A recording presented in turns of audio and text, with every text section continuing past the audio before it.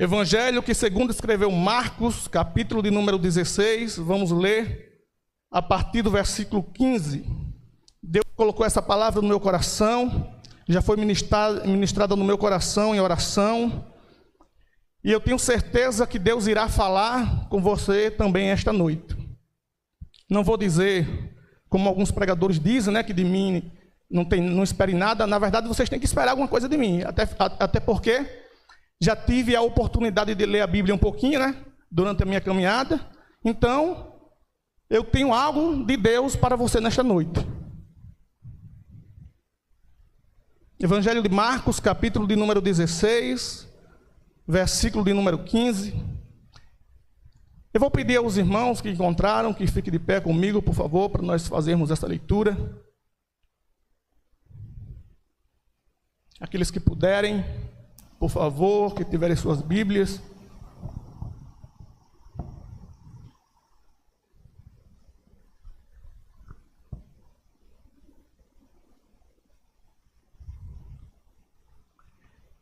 Nos diz assim a palavra do Senhor. Evangelho de Marcos, capítulo 16, versículo de número 15 em diante. E disse-lhe: Ide por todo o mundo, pregai o evangelho a toda criatura. Quem crê e for batizado será salvo, mas quem não crê será condenado. E estes sinais seguirão aos que crerem. Em meu nome expulsarão os demônios, falarão novas línguas, pegarão nas serpentes, e se beberem alguma coisa mortífera, não lhes fará dano algum. E porão as mãos sobre os enfermos e sararão. Ora, o Senhor, depois de lhe ter falado, foi recebido no céu e assentou-se à direita de Deus.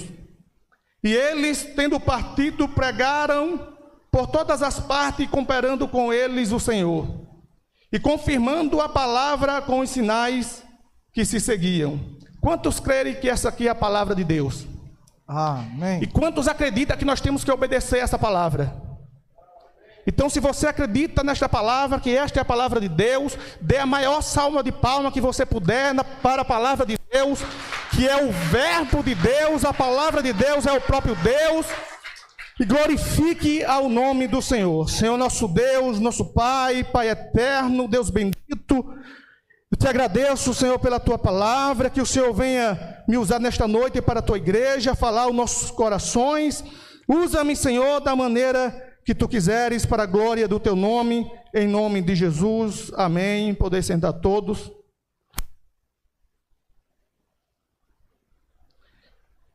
Estamos diante de um texto bastante conhecido da igreja, tanto é que as pessoas falam que esse aqui é o texto do Ide. Ide e pregai. Esse texto, como muitos outros textos da Bíblia Sagrada, não é um texto que está escrito ou posto na sua ordem cronológica, se você for comparar com o restante do capítulo, porque se nós formos ler o versículo de número 14, nos dá a entender que Jesus estava em uma casa. Só que, na verdade, quando Jesus ele proferiu essas palavras, quando ele deu esta ordenança, esse mandamento, ele estava, na verdade, em um monte chamado Monte das Oliveiras, que dá de frente para Jerusalém. Nesta ocasião, Jesus já tinha ressuscitado, ou seja, ele já tinha sido morto, crucificado, já tinha clamado na cruz, no monte chamado Calvário, Tetelestai, está consumado. O seu ministério já tinha findo, ele já estava ressuscitado, já tinha andado com os discípulos, e não só com os apóstolos, mas com todos os discípulos, com todos os seguidores que o seguiram durante o seu ministério. Ele tinha aparecido para mais de 500 pessoas, como Lucas falou, com infalíveis provas. E agora ele estava dando sua última instrução no Monte das Oliveiras, antes de ser assunto ao céu: ide por todo o mundo, pregai o evangelho a toda criatura. Como eu falei, o maior propósito da igreja, a maior missão da igreja é pregar o evangelho. Nós fomos chamados para sermos adoradores, porque o Pai procura adoradores que o adoram em verdade e em espírito. Mas também fomos chamados para ser testemunhar da nossa fé. Lucas, quando escreve a história da igreja, lá no livro de Atos, no capítulo 1, versículo 8, ele diz: e semieis testemunha, tanto em Jerusalém, como em toda a Judeia, Samaria e até os confins da terra. Você foi chamado para testemunhar a ressurreição de Cristo Jesus. Você não foi chamado para comemorar o nascimento de um Cristo, porque quando Jesus nasceu aqui na terra, em forma encarnada, em um bebê, ele já existia lá na eternidade. Nosso Cristo, que também é Deus, não teve começo e nem terá fim. Ele é o que vive de eternidade em eternidade. O nosso Deus é eterno e todo-poderoso. Ele é o Shaddai, Yahvé, é nosso Deus, a raiz de Jessé, o leão da tribo de Judá. E Ele está aqui, neste lugar, através da pessoa do Espírito Santo, que nos selou, que habita em nossos corações e que está aqui para receber a nossa adoração e para falar aos nossos corações a palavra que Jesus, antes de ser assunto ao céu, falou: ide por todo mundo e pregai o meu evangelho. Nós temos que ser essa testemunha. Nós temos que estar nos prontificados, como Isaías, quando no dia que morreu o rei Uzias, foi arrebatado em espírito e contemplou a glória do Senhor e ficou espantado, porque ele se via como um homem puro e habitava em meio a homens impuros lábios. Um anjo, quando pegou uma brasa com a tenaz do altar de Deus e colocou na sua língua, justificando e purificando o seu pecado. Aí quando Deus pergunta: e agora? Quem há de ir por nós? Isaías se prontificou dizendo: eis-me aqui, Senhor, envia-me a mim. Nós devemos estar prontificados como Isaías: eis-me aqui, Senhor, envia-me a mim.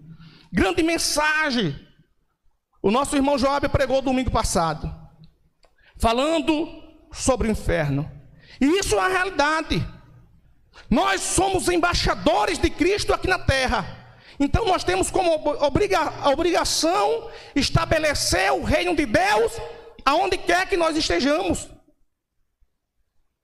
Porque qual é a missão do embaixador? A missão do embaixador é representar o reino, a nação ao qual ele representa. Ele tem que estabelecer a lei daquele reino, a lei daquela nação. Então você, como embaixador de Cristo, você tem por obrigação estabelecer a lei de Deus na sua casa, entre os seus familiares, na sua escola, na sua faculdade, no seu trabalho, entre seus amigos. Nós temos como obrigação estabelecer o reino de Deus em nossas vidas. Nós deveríamos sentir vergonha por todas as vezes que tivemos a oportunidade de ministrar, de pregar o evangelho e não pregamos. Nós deveríamos nos envergonhar, porque homens deram suas vidas pela pregação do evangelho. Homens como Pedro, que morreu crucificado de cabeça para baixo. Homem como Paulo, que entregou a sua vida por amor do evangelho. Como todos os demais discípulos e apóstolos, que antes de nós ministraram o evangelho e pregaram e anunciaram as boas novas do Senhor. E não se envergonharam do evangelho. E às vezes nós, por vergonha, ficamos com vergonha até de dizer que somos crentes. Às vezes a gente convive com pessoas durante anos e as pessoas não sabem nem que a gente é crente. E quando vai falar que nós somos crentes, é como um exemplo de um mau crente. Esse é o testemunho que o cristão deve dar. Nós fomos chamados para sermos luz no mundo. E nesta noite, baseado nesse texto, eu gostaria de ministrar uma palavra baseada no tema característica de uma igreja missionária. E a primeira característica é: disse-lhe, ide por todo o mundo. Ou seja, a igreja missionária é a igreja que vai. A igreja não pode ficar estática, ela tem que ser testemunha, é em Jerusalém. Ou seja, missões tem que ser, Jerusalém fala de missões locais. Nós temos que fazer missão em nossa casa, entre os nossos familiares. Judeia, que fala de missões no interiores. Samarias e até os confins da terra. Mas nós temos que começar a ir, primeiramente, em nossas próprias casas. É claro que nem todos estão capacitados para ir. É por isso que a gente trabalha com a escada do sucesso. Ganhar, consolidar, discipular e enviar. Mas só que aqui nesta igreja, onde todos os domingos nós ouvimos ministrações por um dos maiores mestres dessa cidade, o pastor Cleófas, então eu acredito que aqui todo mundo tem capacidade de ir, a não ser aqueles que se converteram recentemente. Mas não tem condições de você dizer que não está preparado. Na verdade, o que nós vemos é crentes abarrotados de conhecimento, mas acomodados com relação ao propósito, à missão, que é pregar o evangelho. Então nós devemos despertar para este propósito, para essa missão, porque isso aqui é mandamento. Quando nós não pregamos, nós pecamos, porque a Bíblia diz que se você sabe se alguém está condenado, e se você não avisa aquela pessoa da condenação, aquela pessoa morrerá no pecado dela, mas o sangue dela será cobrado de você. Agora, se você avisar, você fica isento do sangue do pecado. Então nós temos como missão pregar o evangelho.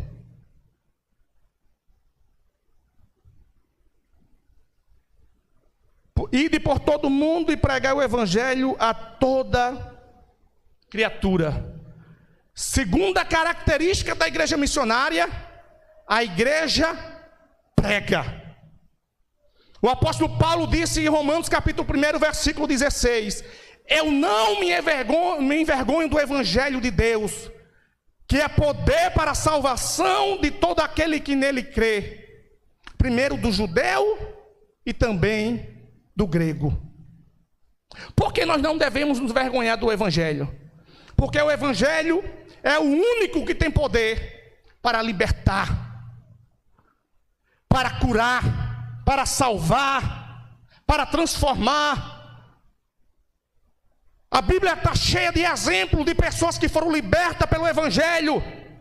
Como, por exemplo, lá no evangelho do próprio Marcos, capítulo número 5, nós vemos o exemplo de um endemoniado que morava em uma cidade chamada Gandara, que ele foi liberto de uma legião de demônios, ou seja, mais de 6 mil demônios habitavam o corpo daquele homem. Aquele homem era tão atormentado por demônios, que a Bíblia diz que ele era preso por correntes e grilhões, e nada conseguiria segurar aquele homem por causa da força descomunal que existia sobre aquele homem, por causa dos demônios que habitavam aquele homem. Que as pessoas tinham medo dele. Ele vivia nos sepulcros, nos montes, se cortando, se ferindo, e ninguém passava por ali com medo daquele endemoniado. Mas quando ele teve um encontro com Jesus, com a palavra de Deus, ele se prostrou de joelho e adorou, e Jesus libertou aquele homem. E as pessoas só serão libertas se você cumprir com a sua missão. Ide e pregai o evangelho. Mas o evangelho não só liberta, o evangelho também cura.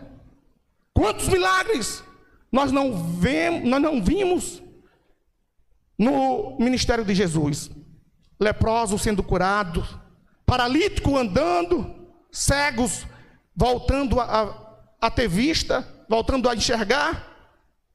O Evangelho salva. E ele não salva só aquele que se acha santo, mas salva o pecador. Quando Jesus teve um encontro com Zaqueu, e Zaqueu era um publicano, na verdade ele era chefe dos publicanos, e os publicanos eram uma categoria entre os judeus que era visto como um dos piores dos homens daquela sociedade. Mas quando ele teve um encontro com Jesus, Jesus contrariando toda a sociedade da época, porque Jesus disse: hoje me convém pousar em tua casa. As pessoas ficaram admiradas, mas como é que pode? Jesus, um homem santo, não sabe que esse aí é pecador? Mas porque Jesus não veio salvar Jesus não veio salvar o justo, porque na verdade não existe ninguém justo. Jesus veio salvar o pecador. E Zaqueu se colocou na condição de pecador. Ele disse, ele reconhecendo o pecado dele, ele disse: Senhor, se em alguma coisa eu tenho defraudado alguém, o restituo 4 vezes mais. E até metade dos meus bens eu dou aos pobres. Enquanto outros estavam se achando justos, como aquele fariseu que, quando estava orando no templo, batia no peito dizendo que não era como aquele publicano, mas que era um homem santo de Deus. Então, o Evangelho também tem poder para salvar. E o Evangelho também transforma. Mas eu vou pular esse ponto para não me alongar muito na mensagem, e vou falar sobre a terceira característica da igreja missionária. Ide por todo o mundo e pregai o Evangelho a toda criatura. Em terceiro lugar, a igreja missionária não faz acepção de pessoa. Nós, como igreja, como missionário, em nossa geração, nós não devemos fazer acepção. Jesus, ele salva o alcoólatra, o bebu, que a gente acha que é um pinguço, que não tem valor nenhum para a sociedade, mas Jesus também ama ele, Jesus também quer ele. Jesus, ele ama a prostituta, ele ama o drogado, o mendigo que dorme nas ruas. Jesus ama a todos, ama o rico, ama o pobre, ele ama a todos. Então a igreja não deve fazer acepção, tem que pregar a toda criatura. Quem crê e for batizado será salvo. Em quarto lugar, a igreja missionária deve entender a sua posição. E qual é a posição da igreja? A posição da igreja é pregar. A igreja prega, mas quem decide é o pecador. Deus, ele deu o livre-arbítrio a todos. Então todos nós temos o direito de escolher entre ser salvo e não ser salvo. Jesus, o desejo de Jesus, ou seja, de Deus, é que todos os homens cheguem ao conhecimento da verdade e se salvem. E por que pessoas estão indo para o inferno? Porque elas querem. Como é que Jesus vai salvar uma pessoa que não se acha pecador, que acha que não precisa de Deus, que blasfema contra Deus? Eu não quero saber de Jesus, como o Job falou domingo passado. Não tem condições, é ela que não quer ser salva, por mais que Deus tenha misericórdia da vida daquela pessoa. Ela não quer ser salva. Ela não quer crer, porque a salvação é simples. Crê no Senhor Jesus e serás salvo tu e a tua casa. A salvação é pela fé. Isso não vem de nós, é dom de Deus. Nós não devemos nos esforçar para ser salvo. A gente não prega para ser salvo. A gente não faz o bem para ser salvo, a gente não dá o dízimo para ser salvo, a gente não vem à igreja para ser salvo. Sabe por que a gente faz isso? A gente faz isso porque a gente é salvo. Não é para ser salvo. Porque uma pessoa que se diz que é salva, e a gente não vê os frutos naquela pessoa, porque aquela pessoa não foi transformada. Uma pessoa que é salvo, ela pratica todas essas coisas, ou seja, a lei de Deus que já está escrita em nossos corações, como o apóstolo Paulo falou, de maneira espontânea e voluntariamente. Porque ela já é salva. Ela já foi transformada. Ou seja, se ela roubava, ela não rouba mais. Se ela mentia, ela não mente mais. Se ela não orava, agora ela ora porque ela tem prazer de falar com Deus. Ela tem prazer de buscar aquele que lhe salvou, o seu Pai eterno, o leão da tribo de Judá. É o prazer dele, é orar, é estar na presença de Deus. Ele chora, ele adora a Deus porque ele gosta de estar na presença de Deus. Agora o cara diz que é salvo, mas não prega o evangelho, diz que dízimo já passou, que não precisa ir para a igreja para ser salvo, a gente é salvo em casa. Lê a Bíblia para quê? Não sente prazer em orar, não consegue se ajoelhar, nem orar nem sequer deitado, nem sequer 30 segundos. Quando ora é só para dizer, meu Deus, muito obrigado, e dorme. E essa tem sido a oração de muitos crentes por muitos dias. Ela não chora pelas almas, ela não tem prazer de ver outras pessoas se rendendo a Jesus. Ficam disputando entre si para ver quem canta mais, quem prega mais, quando na verdade a gente devíamos estar preocupado com o reino de Deus. Se Job prega mais, glória a Deus. Se tem um irmão que canta melhor, que dança melhor, tudo tem que ser para a glória de Deus. Nós devemos nos alegrar com as vozes proféticas que Deus está levantando nessa geração, porque a seara é grande e poucos são cefeiros. Meus irmãos, já tem poucos pregadores que tem coragem de sair ao campo de batalha e realmente pregar, dar testemunho na sua casa, com a sua família, e você ainda fica criticando você que não faz nada.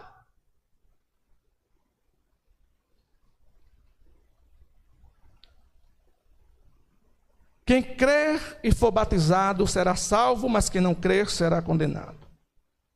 E estes sinais seguirão aos que crerem. Em quinto lugar, a igreja missionária é uma igreja que os sinais lhes acompanham. Os sinais acompanham a igreja missionária. Que sinais?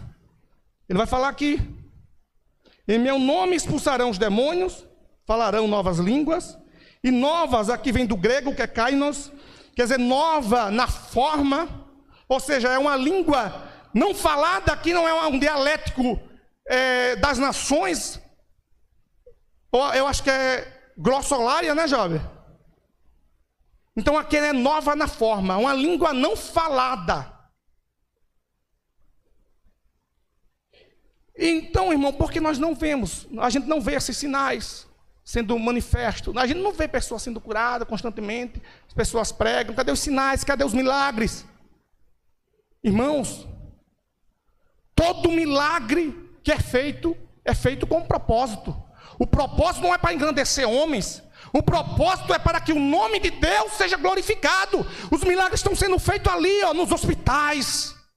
Os milagres só vão ser evidenciados na sua vida se você ir, porque os sinais só acompanham aqueles que vão. Como é que os sinais vão acompanhar quem está parado? E os sinais lhes acompanharão. Mas para lhe acompanhar, você tem que ir. Você tem estudado a palavra de Deus, você tem dedicado tempo para a leitura do Evangelho, se capacitando para pregar o Evangelho. Você tem orado pelas almas, tem jejuado, tem pregado o Evangelho, tem pregado para sua mãe, para o seu pai que não é crente ainda, para o seu irmão, para o seu amigo, para o seu vizinho. E como é que você quer ver milagre? Não, mas eu queria ver um milagre aqui na igreja. Para quê? Para encher o seu ego, o ego do pregador? O propósito do milagre é glorificar o nome de Deus.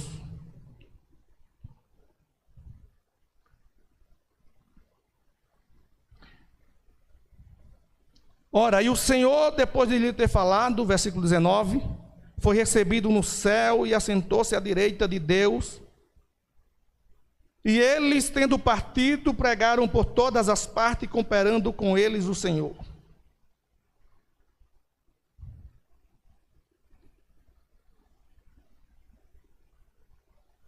Em sexto lugar, a igreja missionária é a igreja que faz uso do nome de Jesus. É no nome de Jesus que os milagres são feitos. Lembro-me de uma passagem no livro de Atos, onde Pedro e João, quando estavam indo ao templo para a oração, e o templo aqui era o templo judaico. Tem gente que, quando está lendo a Bíblia, acha que a igreja vivia em uma sociedade parecida com a nossa. Que Jesus fundou uma igrejinha, tinha lá um templo, eles iam lá para adorar a Deus. Na verdade, a igreja se reunia nas casas. E o templo, que a Bíblia fala aqui, na verdade, era o templo dos judeus. Não era um templo que Jesus fez, construiu para a igreja. Era o templo do sacrifício, que eles iam lá para adorar, para a hora das orações. Eles iam também para as sinagogas dos judeus. A igreja era judaica. Eles comemoravam as festas judaicas. Eles guardavam e celebravam os dias de comemorações judaicas, como o Shabat, hoje, que é o sábado. Hoje os judeus estão festejando nas sinagogas, lendo e estudando as porções da Torá. E quando eles estavam indo ao templo, diz a Bíblia que lá se colocava um homem paralítico. E quando aquele homem paralítico tem um encontro com Pedro e João, que iam ao templo pedindo que lhe desse alguma coisa, Pedro olha para aquele homem que estava ali a mendigar, pedindo alguma coisa para lhe ajudar. Ele olha para aquele homem e diz: homem, eu não tenho prata nem ouro, mas o que tenho, isso te dou. Em nome de Jesus Cristo, levanta-te e anda. E diz a Bíblia que aquele homem andou e entrou no templo com eles, louvando e adorando a Deus. A igreja missionária faz uso do nome de Jesus. Nós devemos voltar a ter fé no nome de Jesus. As pessoas, veja bem, só procuram a Deus em última instância. As pessoas adoecem, eu estou com uma dor e tal, aí procura logo um médico, um hospital, procura tudo que ela tiver condições. Aí quando não tem mais jeito, não tem mais solução nenhuma, aí ela vai procurar Deus. Quando na verdade Jesus devia ser a primeira instância.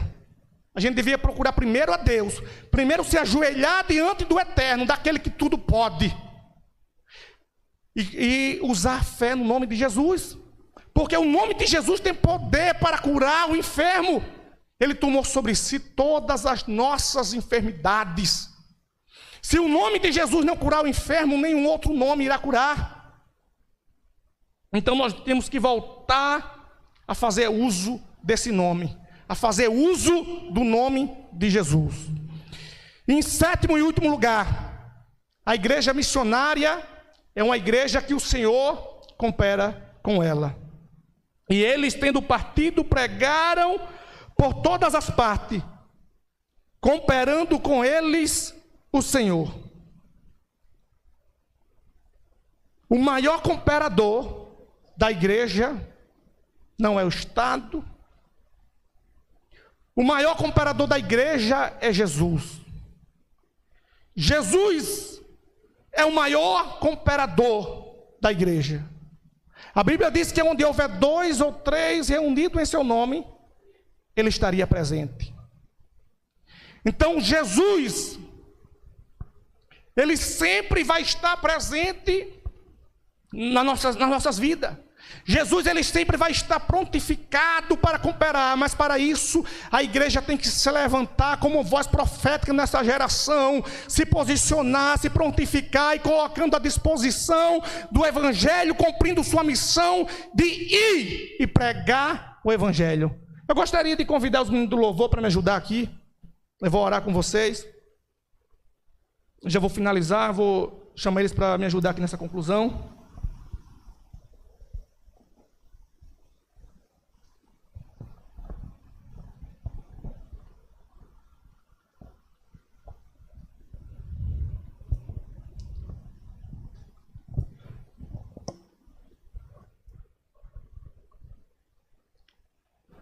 Quero pedir à igreja para se colocar de pé também junto comigo.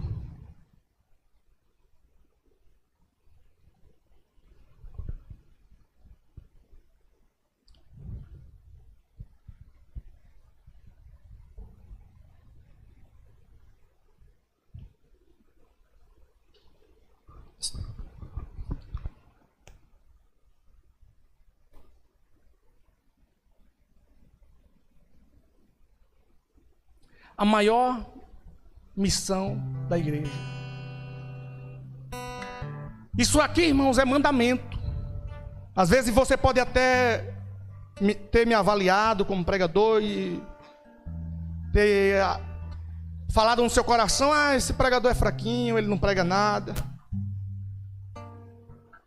Mas não olhe para isso, não olhe para a minha maneira de se comportar aqui no púlpito,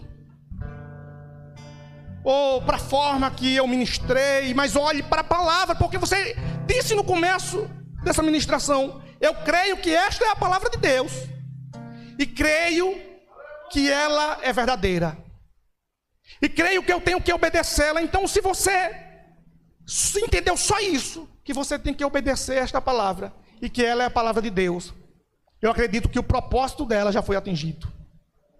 Quando Joabe orou aqui, eu muito me alegrei, porque ele orou neste propósito, que a palavra de Deus atingisse o propósito para o qual foi mandada.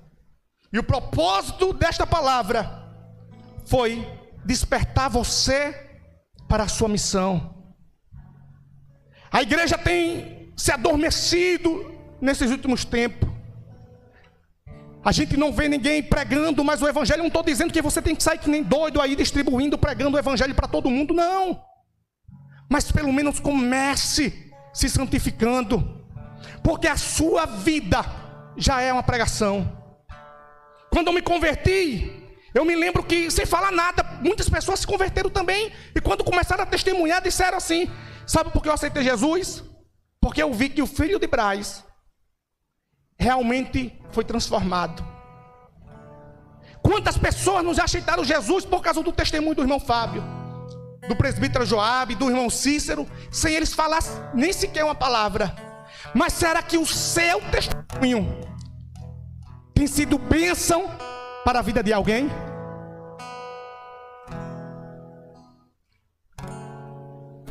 Eu quero que você se avalie nesse momento e faça como o profeta Isaías: se prontifique, se coloque à disposição de Deus, se entregue ao Eterno e diga: eis-me aqui, Senhor, usa-me a mim.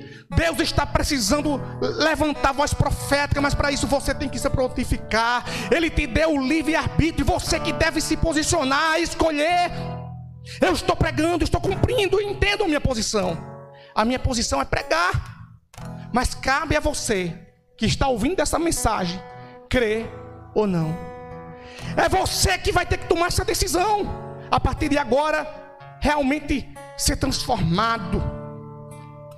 A palavra só vai impactar a sua vida a partir do momento que você abrir o seu coração e dizer assim: Senhor, esta palavra é verdadeira, porque é a tua palavra. O irmão não falou nada dele, ele falou da tua palavra, e ela é fiel, é verdadeira. Isto é mandamento. Então eu tenho que ir, Senhor.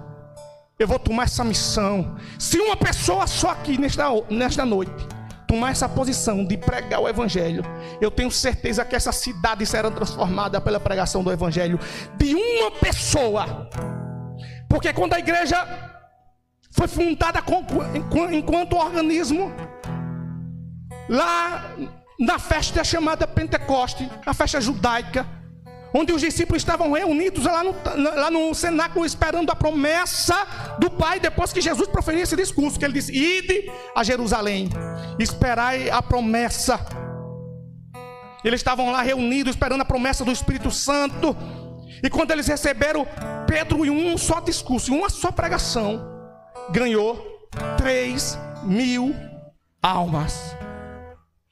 E depois que aquele paralítico que eu falei aqui, que foi curado na porta do templo, que talvez você não tenha dado importância, por causa do testemunho da cura daquele homem, Pedro ganhou mais 5.000 almas.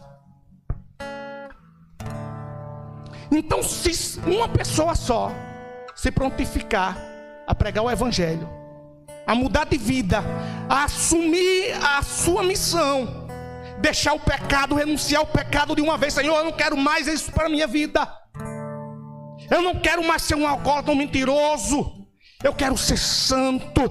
Kadosh, Kadosh, Yahvé Tsebaote é o Senhor dos exércitos, e toda a terra está cheia da sua glória.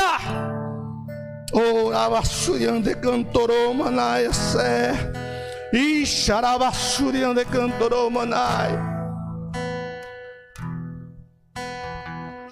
Espírito Santo de Deus, a minha oração nesta noite é que o Senhor venha entrar em nossos corações, que o Senhor venha fazer essa transformação, Senhor, no mais profundo do nosso ser. Que esta palavra, Senhor, venha fazer morada em nossos corações, que nós venhamos ser transformados, Senhor, pela pregação do Teu Evangelho. Que a partir de hoje, Senhor, nós venhamos renunciar ao pecado e assumir a nossa missão. Que nós, ao chegarmos em nossas casas, Senhor, que nós venhamos chegar transformados por esta palavra. Que nossos familiares vejam a diferença, Senhor. Que o Teu reino seja estabelecido, que a Tua lei seja estabelecida.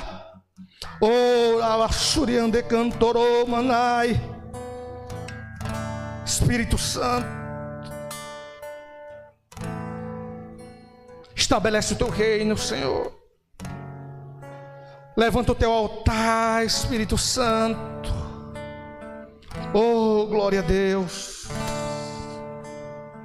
Levanta o Teu altar, Espírito Santo. Faz morada, Senhor, em nosso ser. Enche-nos da Tua presença, Senhor. Levanta-nos como voz profética nesta geração. Oh, Espírito Santo, vem transformando, curando, batizando com Teu Espírito Santo.